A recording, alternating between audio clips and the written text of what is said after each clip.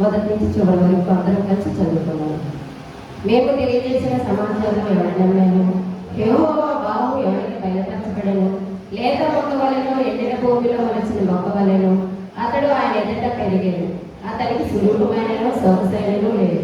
మనం అతను చూసి అపేక్షించినట్లుగా అతని ఎందుకు స్వరూపము లేదు. అతడు తృణీకరింపబడిన వాడు ఆయన, మనుషుల వల్ల విసర్జింపబడిన వాడు, వ్యసనాక్రాంతుడుగాను వ్యాధి అనుభవించిన వాడు గాను మనుషులు చూడనల్లని వాడు గానే ఉండేది. అతడు తృణీకరింపబడిన వాడు గనక మనం అతని ఎన్నిక చేయకపోతుంది. నిశ్చయంగా అతడు మన రోగములు భరించాను, మన వ్యసనములు వహించాను. ఆయనను మొత్తబడిన వాడు గాను, దేవుని వల్ల బాధింపబడిన వాడు గాను, శ్రమ పొందిన వాడు గాను మనం అతన్ని ఎంచుతుంది. మన అతిక్రమ క్రియలను బట్టి అతను గాయపరచబడింది, మన దోషులను బట్టి నల్లగొట్టబడింది. మన సమాధానమైన శిక్షణ అతను ఏర్పడింది. అతని పొద్దున దెబ్బల చేత మనకు స్వస్థత కలిగించింది. మనమందరము గొర్రెల వలె త్రోవ తప్పిపోతుంది, మనలో ప్రతివాడిని తనకి ఇష్టమైన త్రోవకు తొలగాను. యెహోవా మన అందరి దోషములు అతని మీద మోపాడు. అతడు దౌర్జన్యము నిందాడు, బాధింపబడిన అతను నోరు తెరవలేదు. వదుకు తేబడిన గొర్రెపిల్లయు, బొజ్జు కత్తిరించే వాడి గొర్రెయు మౌనంగా ఉండినట్లు అతడు నోరు తెరవలేదు. అన్యాయ తీర్పు నిందినవాడాడు, అతడు కొనుక్కోబడదు. అతడు నా జనుల అతిక్రమం బట్టి మొట్టబడి కదా, సజీవుల భూమిలో నుండి అతను కొట్టివేయబడదు. అయినను అతను తరుణ వారిలో ఈ సంగతి ఆలోచించుకోవాలను. అతను మరణమైనప్పుడు భక్తిహీనంతో అతని సమాధానం నియమింపబడదు, ధనవంతుని యొక్క అతను ఉంచబడదు. నిశ్చయంగా అతను అన్యాయం ఏమీ చేయలేదు, అతని నోట ఏ కపటము లేదు. అతని నలుగొట్టుకు యెహోవాకు ఇష్టమైనది, ఆయన అతనికి వ్యాధి కలుగజేశాడు. అతడు తను తాను అపరాధ బలిదార్థమని చేయగా అతని సంతానం చూసి అతడు దీర్ఘాయుష్మంతుడను. యెహోవా ఉద్దేశం అతని వల్ల సఫలమగును. అతడు తనకు కలిగిన వేదన చూసి తృప్తులను. నీతిమంతుడైన నా సేవకుడు జనుల దోషులు భరించి తనకు నా అనుభవ జ్ఞానం చేత అనేకులు నిర్దోషులుగా చేయడు. కావున గొప్పవారితో నేను అతనికి పాలు పంచిపెట్టగలను, గనులతో కలిసి అతడు మనసును విభాగించుకోను. ఏదైనా మరణం పొందినట్లు అతను తన ప్రాణము దారిపోసాడు. అతిక్రమం చేయవారిలో ఎంచబడిన వాడే అనేక పాపం భరించు తిరుగుబాటు చేసిన వారిని గురించి విజ్ఞాపన చేసి దేవుడి పరిశుద్ధాన్ని దీవించిన గాక.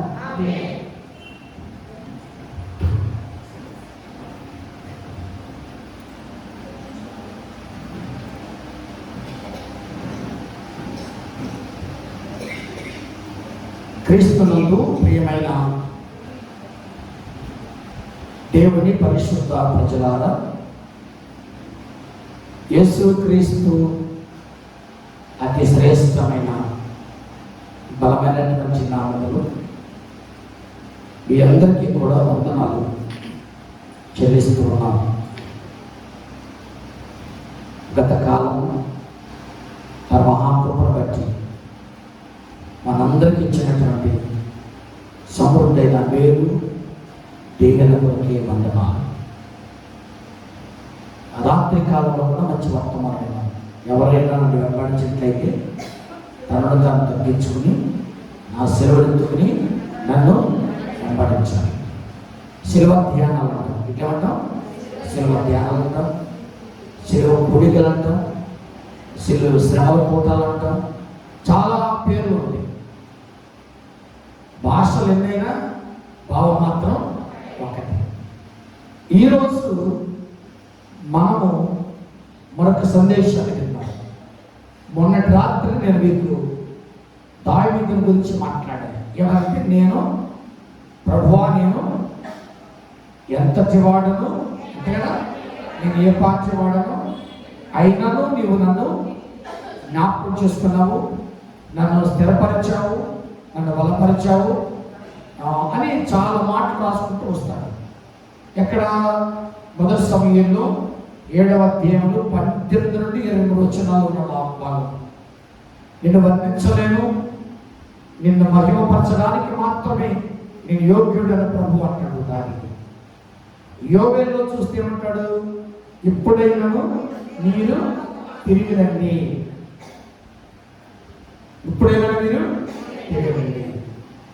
ఇది మనకి దీనికి రెఫరెన్స్ పెట్టాలి. బ్యానర్ ఇచ్చినటువంటి కోర్స్ అక్కడ దీనికి రెఫరెన్స్ పెట్టాలి. ఒక రెఫరెన్స్ పెట్టి ఆ రెఫరెన్సే మాట్లాడాలి మనం. కానీ ఇది ఇప్పుడు అందరికీ సంబంధించింది. రెఫరెన్స్ పెడితే ఆ సమయంలో ఆ సందర్భంలో ఆ భక్తునికి మాత్రమే సంబంధించింది. ఈ మాటను ఒకసారి మనం జ్ఞాపకం చేసుకుంటే, ఈ సీజన్లో రెండు వాళ్ళు చేసుకోవాలి. మనం దావీదు వలెను, మోషే వలెను, ఏలియా వలెను, ఇంకా ఎలీషా వలెను, అమ్మా కయ్యేలు వలెను, ఎవరైనా రెండు వాళ్ళు చేసుకోవాలి. అంటే ఈ రెండు వాళ్ళు వీళ్ళందరూ గుర్తుకొస్తారు. ఈ రెండు వాళ్ళు వీళ్ళందరూ గుర్తుకొస్తారు. ఈ రెండు వాళ్ళు మనం కూడా రెండు వాళ్ళు చేసుకోవాలి. ఇది నేను కూడా చెప్పాను, అంత తేలికైన మాట కాదు. రెండు వాళ్ళు చేసుకోవడం అంటే ఎక్కడి నుంచి రావాలి మాట? ప్రభువా నన్ను క్షమించు అన్నమాట ఎక్కడి నుంచి రావాలి? నేను కూడా చెప్పాను, బాప్తీసులు తీసుకున్నంత తేలిక కాదు, ప్రభురాత్రి బోధన తీసుకున్నంత తేలిక కాదు, జెండా ప్రమాణం తీసుకున్నంత తేలిక కాదు. క్షమాపణ అనేది, పశ్చాత్తాపం అనేది ఎక్కడి నుంచి రావాలి? హృదయంలో నుండి రావాలి. అందుకని బైబిల్ని హృదయము నిండిన దానిని బట్టి ఏం మాట్లాడుతుంది? నోరు, పెదవులు మాట్లాడుతుంది. కనుక ఈ పెదవులు ఎప్పుడైతే విప్పుతామో అప్పుడు రెన్యువల్ జరుగుతుంది. అప్పుడు కన్నీళ్ళు నీళ్ళు వస్తాయి. అది అప్పుడు ప్రార్థన చేయడం చాలా కష్టం. ప్రార్థనలో కన్నీరు కాల్చడం చాలా కష్టం, అంత తేలిక విషయం కాదు. ఇప్పుడు నిన్న మన బుధవారం క్షమించాలి, మన సోమవారం మీతో మాట్లాడే మాటలు క్షమించాలి. నిన్న బుధవారం కదా, మన మంగళవారం దావీదు అన్నాడు, నేను ఎవడిని, నేను ఎంతకి వాడను, ఏ వాటి వాడాలి. దానిలో మాట్లాడుకుంటూ పిల్లలు రెండు విషయాలు చెప్పి, ఒకటి కల్మషములో నుండి మనము బయటకు రావాలి, అంతే కదా, కల్మషం పెట్టాలి. రెండోది ఏమంటే పాపానికి మనం ఎక్కడ ఉండాలి? విడిచిపెట్టడం కాదు. విడిచిపెట్టి ఏం చేస్తాం? మళ్ళకెళ్తాం. ఇప్పుడు ఈ షర్ట్ విడిచేసి హ్యాండ్ తగిలిచ్చేసాడు. వేసుకోకూడదు అనుకున్నప్పుడు దీన్ని ఏం చేయాలి? మనం ఈ ఇడిచిన బట్టల కొరకు ఏ డస్ట్బిన్ అయితే వచ్చామో ఆ డస్ట్బిన్ వేసేయాలి. ఇడిచిన చొక్క అక్కడ తగిలించేది అర్థమైంది. మరి మళ్ళీ ఇంకొక రోజు ఏదో రోజు వేసుకోవచ్చు అని అర్థం, అంతే కదా. అలాగే పాపాన్ని విడిచిపెట్టకూడదు. నువ్వు విడిచిపెడితే ఎంత, విడిచిపెట్టకపోతే ఎంత? పాపానికి వేచి ఏమవ్వాలి? భయపడాలి. దానికి చాలా ఉదాహరణ చెప్పాను. పాపాన్ని మనిషి విడిచిపెడితే మళ్ళీ తగిలించుకుంటాడు, కానీ పాపానికి భయపడితే మళ్ళా పాపం దగ్గరికి. ఇప్పుడు మనం ఏమవ్వాలంటే పాపానికి భయపడాలి. ఎప్పుడైతే పాపానికి భయపడతామో భయపడినటువంటి దానిలో నుండి పశ్చాత్తాపం వస్తుంది, రెన్యువల్ అవుతాం. ఆ రెన్యువల్ అవటానికి మన పిలాతును చదివించి వదిలేసిన చూద్దాం ఒకసారి. పరిశుద్ధ గ్రంథంలో నుండి మత్తయి సువార్త 27వ అధ్యాయము 37వ వచనం చూద్దాం.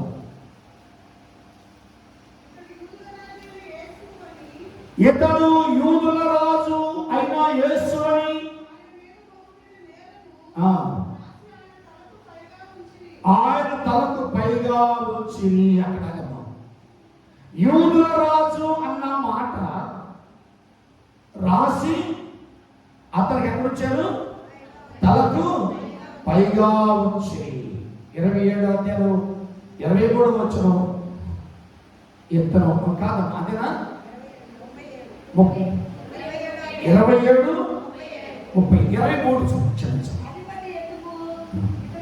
అక్కడ అధిపతి ఎందుకు? ఇతడు ఏ దుష్కార్యం చేస్తున్నాడుగా వారు సిలువ వేయమని మరెక్కువగా కేకలు వేసింది. పిలాతు అల్లరెక్కవచ్చున్నది కానీ తన వల్ల ప్రయోజనం ఏమీ లేదని గ్రహించి నీళ్లు తీసుకుని జనసమూహం ఎదుట చేతులు కడుగుకొని, నీతిమంతుని రక్తమును నేను నిరపరాధిని, యేసు క్రీస్తును అప్పగించటములో, యేసు క్రీస్తుకు తీర్పు చెప్పటములో, యేసు క్రీస్తును నిందవేయటములో, యేసు క్రీస్తు గురించి మిమ్మల్ని ప్రశ్న అడగటములో నేను ఎవరిని అంటే పశ్చాత్తాపంలోకి వచ్చేసి, అయ్యో ఎందుకు అనవసరంగా నేను తీర్పు చెప్తున్నాను, ఇది నేను చెప్పకుండా ఉండాల్సింది, ఇది నేను అడగకుండా ఉండాల్సింది. అడిగితే అల్ల ప్రజలు ఏమవుతుంది? అల్ల వస్తుంది తెలుసు, అయినా ఆగల. అల్లరి ఎక్కువయ్యేటప్పటికి ఎక్కడ వచ్చేసాడు? పశ్చాత్తాపం. మనం ఒక పిల్లలు తప్పు చేశాడు అనుకోండి, ఎందుకు చేశాడు తప్పు? ఒకలంటే పర్ల ఓర్చుకున్నాడు, ఇద్దరంటే పర్ల ఓర్చుకున్నాడు, ముగ్గురంటే పర్ల ఓర్చుకున్నాడు. అందరూ అదే మాట ఏం చేస్తాడు? అతను ఎక్కడికి వెళ్ళిపోయింది? పశ్చాత్తాపులు. అయ్యో నిజమే వీళ్ళందరూ మాట్లాడారంటే ఖచ్చితంగా నేను చేసింది పొరపాటే, తప్పే. ప్రియులారా, మనం ఈ లెంటారాధనలో, ఈ శిలువ ధ్యాన కూడికలో ఉపవాసముతో కూడా ఒక్కసారి మన హృదయాన్ని మనం ఏం చేయాలి? దేవుని కొరకు రెన్యువల్ చేసుకోవాలి. ఆ రెన్యువల్ చేసుకున్నప్పుడు దేవుడు మనతో మాట్లాడాలి. ఇప్పుడు అదే మాట జ్ఞాపకం చేస్తున్నాం. పాపానికి మనము దూరంగా ఉండాలి. పాపాన్ని విడిచిపెట్టాలి ఖచ్చితంగా. కానీ విడిచిపెట్టడానికి బలమైన మాట అది దూరంగా ఉండటం. దూరంగా భయపడటం, దూరంగా ఉండడం దగ్గరికి వస్తాం. పాపానికి మనం ఏం చేయాలి? భయపడాలి. ఏ మనుషుడైతే పాపానికి భయపడతాడో ఆ మనుషుడు ఖచ్చితంగా రెన్యువల్లోకి వస్తాడు. అందుకనే దానికన్నాడు, అయ్యా నేను పాపము చేయకున్నట్లు హిస్సోపుతో నా పాపములను కడిగివేయి. మనం ఖచ్చితంగా ఎక్కడేసిలో మనం భయపడాలి, భయభక్తులుగా ఉండాలి, ఆశీర్వాదాలకు మనం వారసులు ఉండాలి.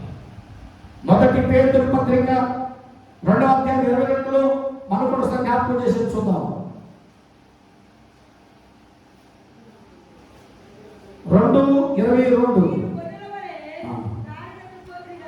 గొర్రెల వలె దారి తప్పిపోతుంది కానీ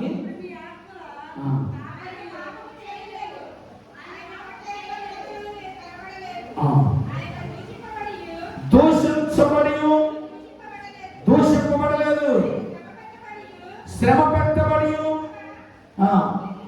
బెదిరింపక న్యాయముగా తీర్పు తీర్చు దేవునికి తను తాను మనకు పాపముల విషయమై చనిపోయి నీతి విషయమై జీవించినట్లు ఆయనే తానే తన శరీరమందు మన పాపము ప్రాణ మీద మోసెను. అతను పొందిన దెబ్బల చేత మనకేం కలిగింది? స్వస్థత కలిగింది. ఆయన పాపము చేయలేదు, నేరము చేయలేదు. ఇది అందరికీ తెలుసు.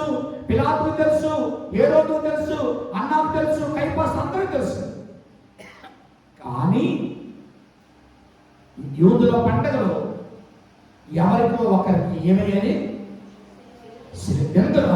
నేరం వేయాలి. నేను మనం చెప్పా కదా, నేరం వేయాలి. ఆ నేరములో యేసు క్రీస్తు వారు బలైపోయాడు. రాత్రి చెప్పాడు కదా, ఎవరు వచ్చి? కురేరుడైనా సేవకుడు వచ్చి. మనం కొన్ని చోట్ల చూస్తాం కదా, దాని ఏమంటారమ్మా, 12 సంవత్సరాలు ఒకసారి వస్తుంది. పుష్కరానికి వెళ్ళి చనిపోయారు అంటారు కదా.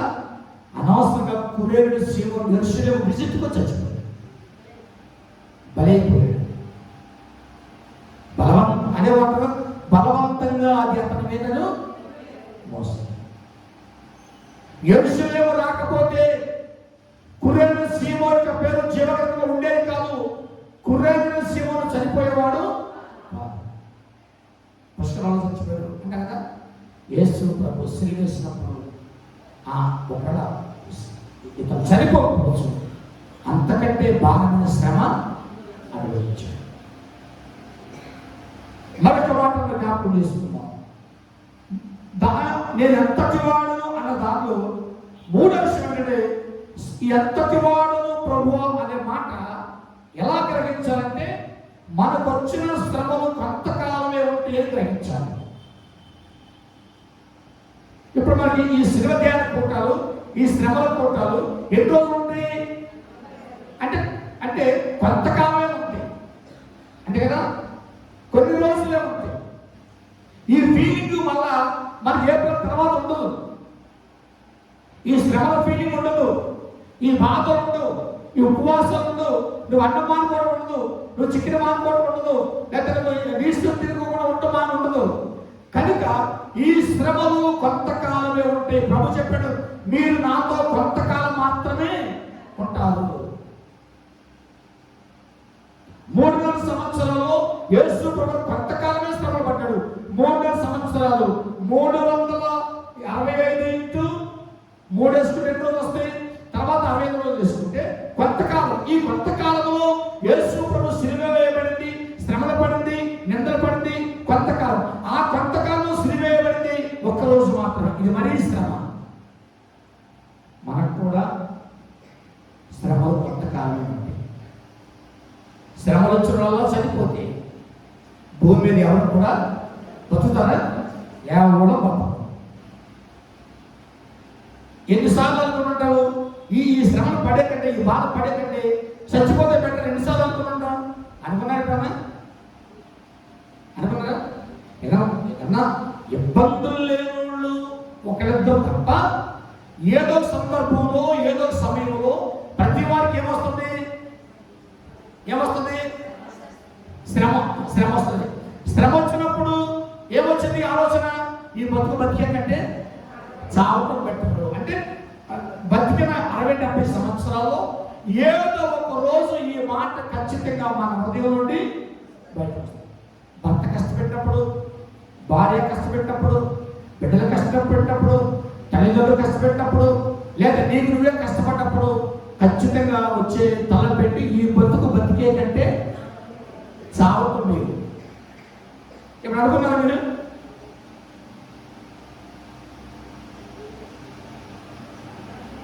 అనుకున్నారా? అనుకుని మనం రిపెటేషన్ అవ్వాలి. నాకెందుకు అనుకోవాలి, దాన్ని ఫిక్స్ అవ్వకూడదు. నేను ఆ రోజు అనుకున్నాం కదా, ఏదో రోజు చదువు అనుకోవటం బయటకు వచ్చేది, అనుకోవటం బయటకు వచ్చేది, అనుకోవటం బయటకు వచ్చేది. అందుకని పాపం దగ్గరికి వెళ్తూ దూరం అయిపోవడం. భయపడాలి. పాపం దగ్గరికి వెళ్ళినప్పుడు ఏమవ్వాలి? భయపడితే దూరం వస్తావు, భయపడకపోతే పాపం చేస్తావు. పాపం చేయకుండా, పొరపాటు చేయకుండా ఉండటానికి దూరంగా ఉంటే కాదు, దగ్గరగా ఉండకుండా దూరంగా ఉండటం కాదు, భయపడాలి. ఇక్కడ జాంకాయ కొయ్యకూడదు అనే భయం ఉండాలి. కొయ్యాలన్న భయం ఉంటే ఈ గోడ నుండి ఆ గోడ కూడా గడపంపి చేస్తావు, కాయ కోసేస్తావు. జాన్సీ కదా, కొయ్యకూడదన్న భయం ఉండాలి తప్ప కొయ్యాలనుకున్నప్పుడు యువతలో గోడ మీద ఉండి అవతల అపార్ట్మెంట్ మీద కోసేస్తాం అంటే అది అర్థం ఏంటి? భయం లేదు.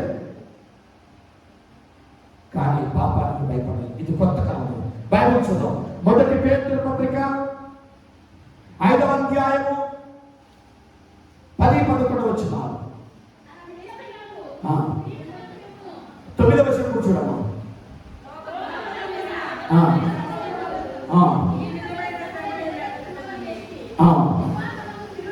విశ్వాసమందు స్థిరులై, విశ్వాసమందు స్థిరులై వారిని ఎదురించుడి. నిత్య మహిమకు క్రీస్తు మిమ్మల్ని పిలిచిన సర్వకృపానియకు దేవుడు కొంచెము కాలము మీరు శ్రమ పడిన పిమ్మట తానే మిమ్మల్ని సంపూర్ణంగా చేసి స్థిరపరిచి బలపరచునుగాక. స్తోత్రం. హల్లెలూయా. ఒకసారి చప్పట్లు కొడదాం. ఇక్కడ పేతురు గారు అంటాడు, పేతురు అనుభవం ఎక్కువ, ఆలోచన ఎక్కువ. ఇప్పుడు ఏమంటారు ఇక్కడ? మీకు కొంతకాలం శ్రమ వస్తే అన్న సంగతి మీకు తెలుసు, మీరు కొంతకాలం శ్రమ పడతారన్న సంగతి మీకు తెలుసు. అటు తరువాత దేవుడు ఏం చేస్తాడు? సంపూర్ణంగా చేస్తాడు. స్తోత్రం చెప్పండి. ఇంకోసారి చెప్పండి. ట్రైనింగ్ కాలేజీలో మేము చాలా కష్టపడతాం, మీకు తెలియదు. కూడా చాలా మంది అనుకుంటారు అది అయిపోయినాక అన్నీ అయిపోయినాక సాధిస్తానికి వచ్చాడు. సాధిస్తానికి వచ్చే డెడికేషన్తో వస్తాయి. ఒక సంగతి నాకు నేను డెడికేషన్తో వచ్చాను. 19 సంవత్సరాలకి ట్రైనింగ్కి వెళ్ళాలని 19 సంవత్సరాలు పెళ్లి చేసుకుని వచ్చాను. దోషం లేని వాడిగా వచ్చా, పాపం లేని వాడిగా వచ్చా, కల్మషం లేని వాడిగా వచ్చా, లోకము ఎరగని వాడిగా వచ్చా. 2 సంవత్సరాలు ఎంతో కష్టపడ్డాను. ఇష్టమైన తిండి, ఇష్టమైన వాతావరణం, దేవుడు అంటే ఇష్టమే, ట్రైనింగ్ అంటే ఇష్టమే. 2 సంవత్సరాలు శ్రమ పడితే దేవుడు రక్షణ సైనికులు, రక్షణ సంఘాలు, మేమెంత సుఖపడి ఉంటాం చెప్పరమ్మా? ఎంత సుఖపడి, ఇక్కడ ఎంత సుఖపడ్డాం మేము. మీరు అనుకోవడం అయ్యేది చాలా కష్టం, పాప అమ్మగారు ఏం కష్టం లేదు, మీరు అనుకోవడమే తప్ప ఏ కష్టం లేదు. మీకు ఇప్పుడు చెప్పారా కష్టం ఉందామని? చాలేమా? అసలు నేను వాస్తవం చెప్తాను, ఏ కష్టం లేదు. ఏదైనా ఎమర్జెన్సీగా ఏదైనా హాస్పిటల్కి వెళ్ళాలన్నా కూడా కష్టం అనిపించింది. ఇష్టంతో చేసే పని ఏది కష్టం ఉండదు. రక్షణ సైన్యంలో నేను సంపూర్ణమయ్యాను. స్తోత్రం హల్లెలూయా. ఏమీ లేని వాడిగా, దిగంబరిగా, వట్టి చేతులతో వచ్చిన నేను, యాకోబు అంటాడు, యేసేపు అంటాడు, వాళ్ళిద్దరు సంభాషణలు, వీళ్ళు ఎవరంటే వీళ్ళు యెహోవా నాకు ఇచ్చిన ఎవరు వాళ్ళు? రక్షణ సైన్యం. నేను సంపాదించింది కదా నా బిడ్డలకి, నా కుటుంబానికి రక్షణ సైన్యం సమస్తం సమకూర్చింది అనే సంఘాలు. రక్షణ సైన్యం ఎవరు? మీరే. రక్షణ సైన్యం పెట్టేది డబ్బు. రక్షణ సైన్యం డబ్బులు మా నాన్నగారు ఒక 20 లక్షలు డిపాజిట్ చేసి, అయ్యో మా అబ్బాయి ట్రైనింగ్ వస్తాడు, నెలకు ఒక 20,000 చేద్దాం అని చెప్పలా మా నాన్న. కష్టపడితే ఏమవుతాము? సంపూర్ణం అవుతాం. ఇప్పుడు ఇంట్లో పని ఉందనుకోండి, ఇంట్లో పని ఉంది కానీ నిద్ర వస్తుంది, అలసిపోయి నిద్రపోతాం కానీ నిద్ర పడదు. నువ్వు సంపూర్ణంగా నిద్రపోవాలంటే చేయాలి, సంపూర్ణంగా. అందుకని తండ్రి నాకు అప్పగించిన పని నేను సంపూర్ణంగా నెరవేర్చి, తర్వాత చెప్పండి, నేను ఎక్కడ మహింపచాడు? తండ్రి నీవు నాకు అప్పగించిన పని సంపూర్ణంగా నెరవేర్చి ఏం చేశాను నేను? ఎక్కడ ఎక్కడ? భూమి మీద మహింపరచు. భూమి మీద వదిలిపెట్టి పరలోక వైపు చూస్తున్నాను. కింద చూడడం ముందు, కింద పరిపూర్ణం కావాలి, పైన పరిపూర్ణం అయ్యేది.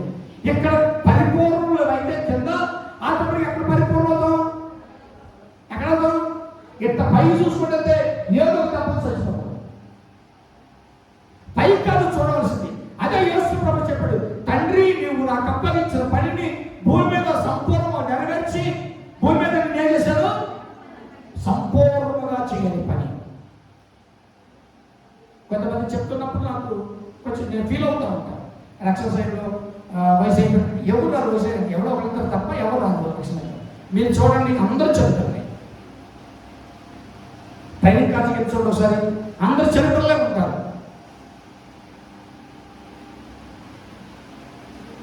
నువ్వు సంపూర్ణము కావాలంటే, నువ్వు స్థిరుడు కావాలంటే దేవుని విశ్వాసం ఉంచాలి, దేవుని నమ్మకం ఉంచాలి.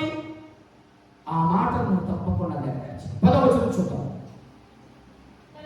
తన నిత్య మహిమలకు మీ క్రీస్తును మిమ్మల్ని పిలిచిన సర్వకృపాన్ని దేవుడు కొంచెం కాలము మీకు శ్రమ పడినను పిమ్మట తానే మిమ్మల్ని సంపూర్ణంగా చేస్తారు. స్తోత్రం హల్లెలూయా.